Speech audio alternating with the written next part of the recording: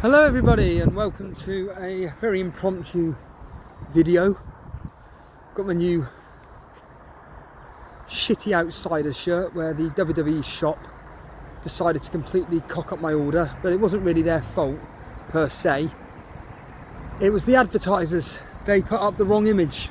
So what I thought I was buying was the Outsiders Kevin Nash, Scott Hall on the front. It's a picture of them posing. I get this. If you don't know who the Outsiders are, they're a tag team for the NWO. Or more specifically, they were classified as the Outsiders because they invaded from WWF after they were released back in 1996. But we're not here to talk about this. This isn't a NWO reliving of the history. If you want to hear about that, go and listen to Nitro Nights with Cy Powell and Scottish Danny. Anyway, I always like doing these videos because I always like to reflect on the stream the night before. So I'm going to just give you an idea of the landscape of where I am at the moment. I've done this before, but Brentford's over there. So Brentford's over there. And then Wembley is somewhere roughly over there. And this whole area I discovered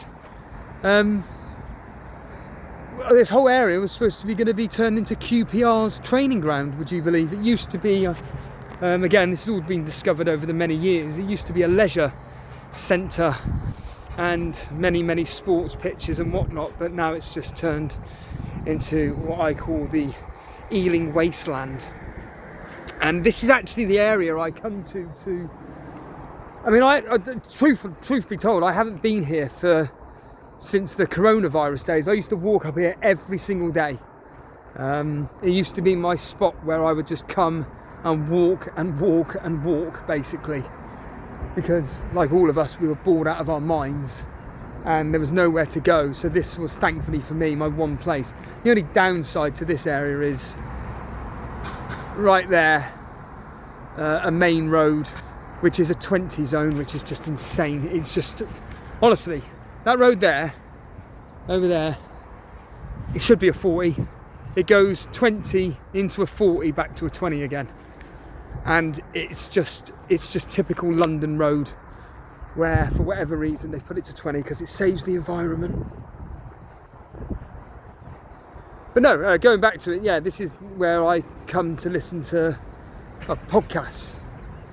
And from a fantasy football perspective, this is where I would always come and, well, I just listened to Planet FPL all the time. And,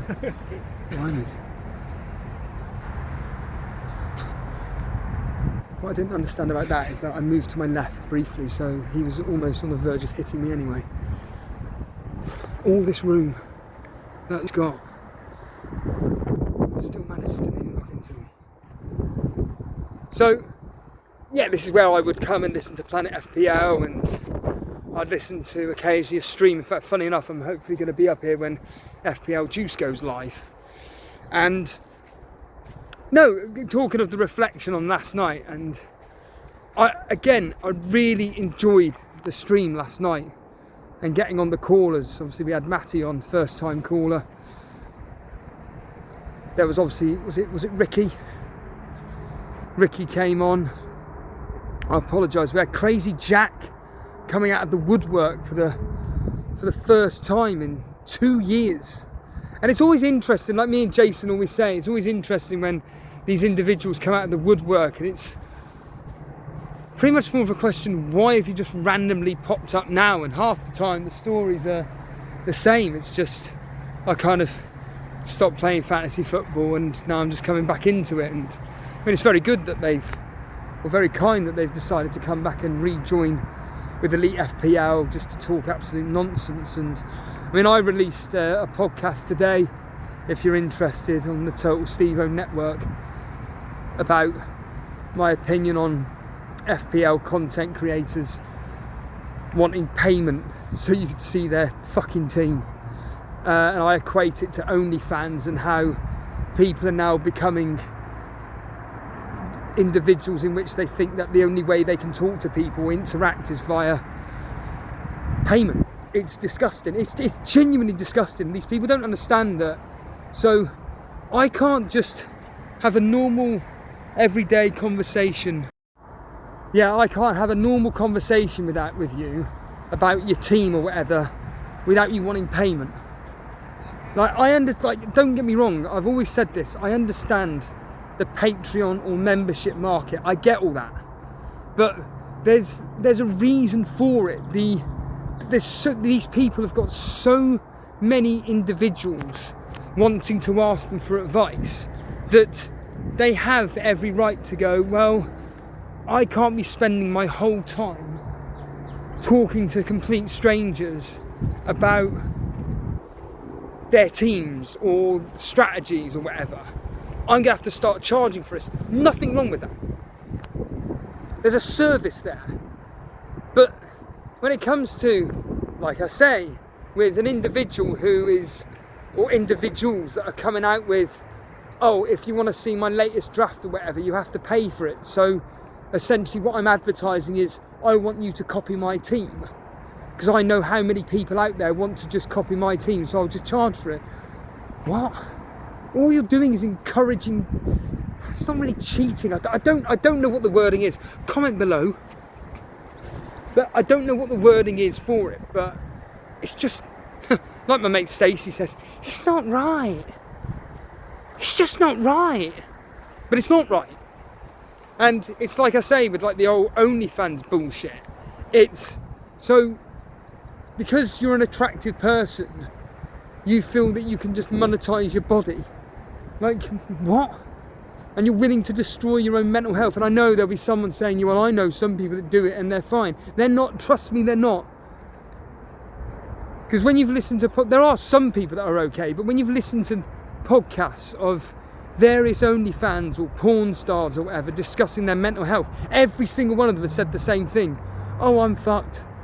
I know I am, and I'm going to need years and years and years and years of therapy to help me through. Do you want to go through that? You sold your soul, you've become a slave, and you've messed up your psyche so much. You've messed it up so much that you now need therapy for the next 3, 4, 5, 10 years. But it's just mental. And like I say, with all these facts, if I can zoom in there, you may be able to see the top of Wembley there. Right there, that's the tip of Wembley. Delivering there the other week. I was delivering there the other day. In fact, it was on Saturday.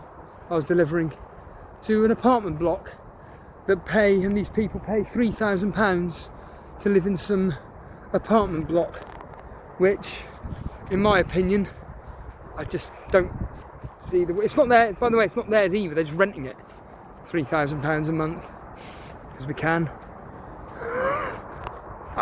Again, that's another thing actually with my job that I talk about a lot on the Total Stever podcast, is the whole thing about rich people and not understanding money because they don't need to understand money, whereas working class people like me and probably anybody listening to this now, every single penny is so valuable to you that you can't be wasting it on materialistic things. But anyway, but yeah, but imagine like being an individual from the FPL community, like, who the pressure is on them to not only deliver the perfect draft, but also the fact that they have to be continuously being that good at the game, and knowing that there are X amount of people that are willing to pay God knows how much money just so that on that precise moment, 2 minutes before deadline or whatever it is, you get to see someone's FPL team to go,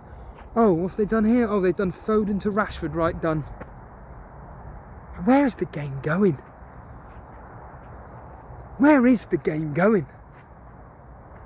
Well, I would rather do what me and Jason do, which is talking to you about your drafts, about why you've made these decisions. I mean, I was gutted because the lad Jacob, the joke was lost. Not even a joke, is it? It's just a character from a very famous TV show, Lost. Tell me what to do, Jacob. I've done everything you've said, Jacob. Jacob, fucking hell.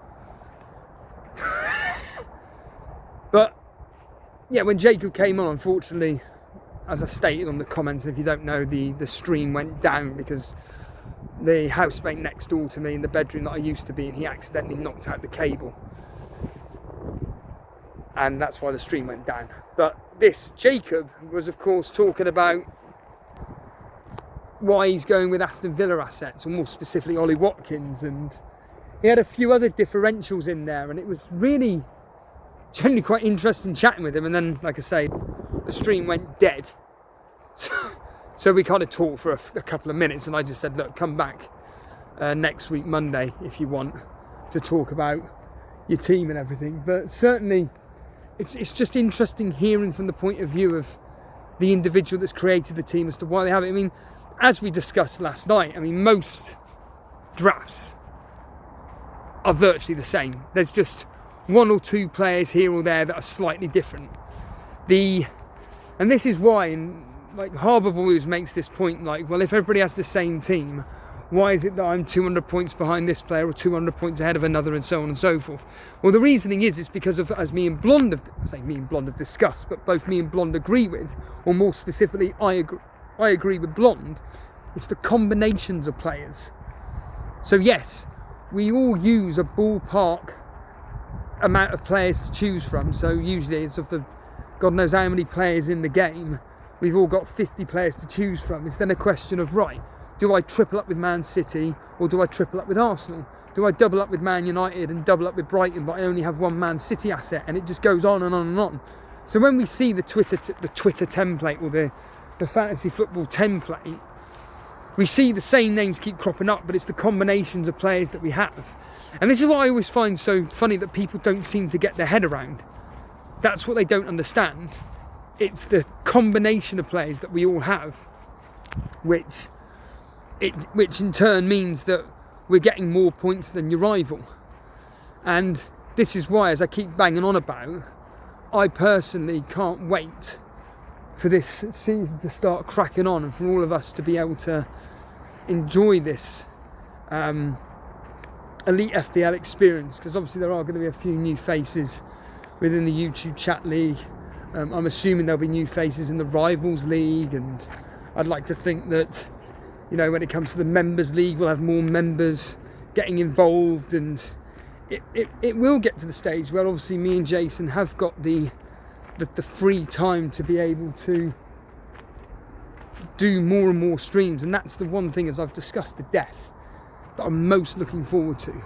It's the fact that I'm going to be having so much more free time to be able to do more videos, more streaming about you guys and how we're all. Sorry, I'm just going to show you what this isn't going to justify how steep this bloody walk is. Actually very, very, very, are you going to understand this Extras reference? I'm very, very steep, although he says I'm very, very sorry, but I wonder if the horses will be up here today. Yeah, I'll just come up here. Yes, just more grass, Steve-o, yeah. I think it's the M4. Is it the M3 or the M4? I think it's the M3 there. But no, I'm, as I keep talking about, what I love about this channel is the whole thing of the rivalry aspect of it. And we've had so many individuals that are genuinely getting engrossed in what we're talking about. I love that. What I always find funny is people genuinely get pissed off. Like, they hate the fact that it's usually Jason, to be fair, that takes the piss out of someone who's ahead of him, or if he's ahead of them, and there's a rivalry between Jason and whoever it may be. I always refer to John Harris in remember Virtual FPL, during the Virtual FPL days, and just hilarious, the rivalry between them two. And I also, just even like last season, I think with Vince Chapman, he's another one that clearly was just, this is my opinion, because of the fact that he left the YouTube chat league. Was it the YouTube chat league or the Rivals League? I can't remember which one it was. It may have been the Rivals League. And I remember the fact that he actually left, because there are what I always find funny about with Elite FPL, and this, by the way, this could apply to any league, but I always find funny about Elite FPL is that when you're constantly talking with these people and then they're doing really well and they're happy to participate in the streams and everything and talk about the fact that blah, blah, you know, I'm first in the members league, or I'm 10th and I'm catching up with this person, I can't wait to win it. And then second that their season starts going to shit, rather than actually coming on like they normally would and talk to us and chat about how do I turn it around, they just go, they just quit. And I say, Vince Chapman, I'm calling you out. Where did you go? Where did you vanish to? You were doing so well last year. You were very, very confident and cocky. I remember all those messages in the YouTube chat just slagging me off, slating me. And I think I overtook you, but I couldn't prove it because you left. Oh look, there's and zoom in, even though the picture quality is going to be absolutely terrible. As I move forward, they'll probably run off. Well, and I know they'll run off. There's one just there. Probably make it out. Just there. It's what you get with Elite FPL. Videos of the wildlife. I thought you said we were going to see horses, Steve-O. There it is. Boom.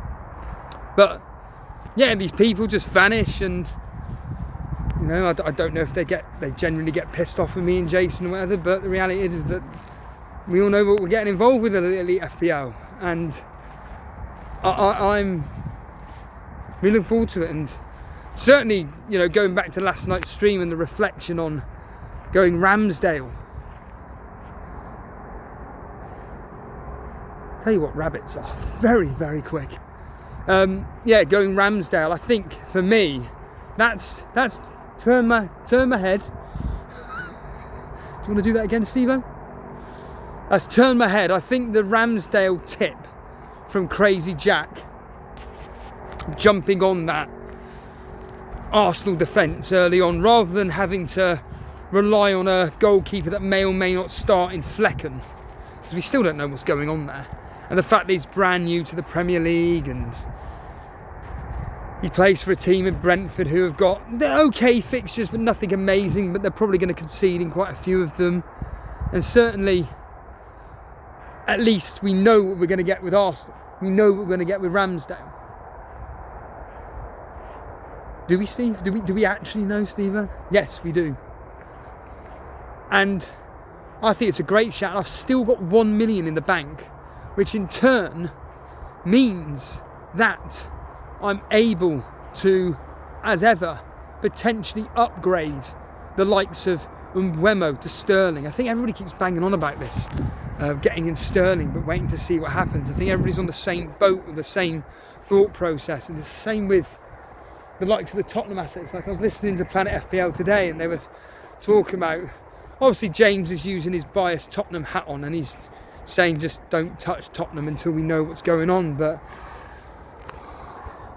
those two opening fixtures, Brentford, Man United, really worth going Maddison, or should I just go with Matoma? You know what he does for Brighton. Who knows? But certainly, the closer we get to game week 1, the more these decisions will be finalised, and the more data we're going to have regarding friendlies. Like, will Ferguson be the one? I think if I find out Ferguson is pretty much a guaranteed starter for Brighton, then I'll just stick with Maddison. I think I'll stick with Maddison. However, if we discover DCL's fit and ready and will be playing, I've got to attack those Everton fixtures with DCL. He's fit, he's ready, it's guaranteed goals, it's there.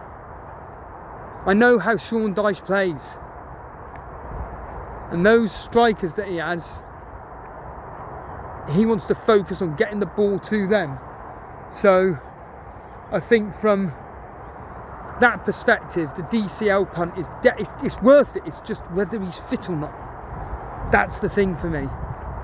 And so long as he's fit, I think I'll happily have him over Ferguson as an example. But then I'll have like Matoma instead of Maddison. But certainly with going back to like the template of everything, I think absolutely 100% that having 8 of your players template is almost almost essential. I mean, I've got a friend who sent me a team, and I thought it was genuinely just a joke. He had like 3 Crystal Palace, he had Declan Rice in there. I thought it was just an automated pick, if I'm honest with you. And I said, is this a joke? And he went, no, that's my team. What do you think? Like, yeah, this is actually a joke, isn't it? This can't be real. But it was. And certainly there are going to be many people out there that are going to be playing the game like that, whereas people that are watching this now and are hardcore fantasy football players that pay money towards a content creator,